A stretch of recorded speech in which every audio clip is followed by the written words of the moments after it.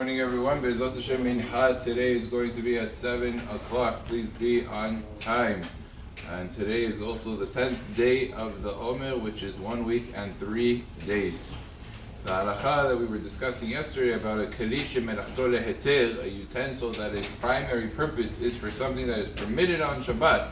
And we said as examples, cups, plates, forks, knives, all different household utensils that their primary function is of heter.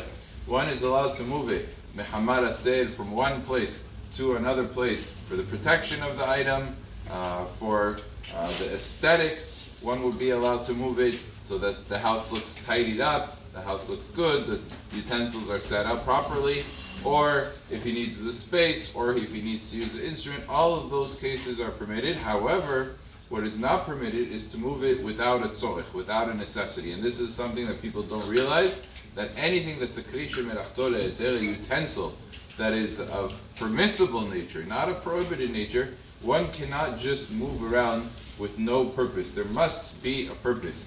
And the Ben Ish Chai says, therefore, if a person takes from the table a knife and moves it from here to there, from one place to another place, and there was no reason to do it, says that is asul, that's a violation of the rules of muktze.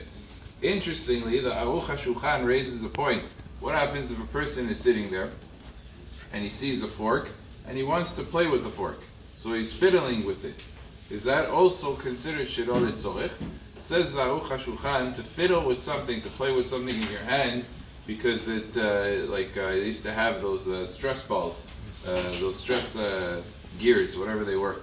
They had these different things that you fiddle with is considered, according to the Aruch HaShulchan, a tzorech, a necessity, not a major necessity, but enough of a necessity that it could be moved. It's not in the violation of handling something that is muktze, and it would be permitted to play with a fork, to play with various things on Shabbat, and it's not a violation. Chacham Ovadia brings down this Aruch HaShulchan and says one who relies on the Aruch HaShulchan has on what to rely, because from the onset it's not so simple that muktze would apply to kelim shemelachto leheter. So therefore, Chacham Ovadia says you could rely on this Aruch HaShulchan that something that's fiddling is mutar to play with on Shabbat. Nevertheless, the halacha still remains that to move something without a purpose would be asur. Baruch Adonai le'olam. Amen. Amen.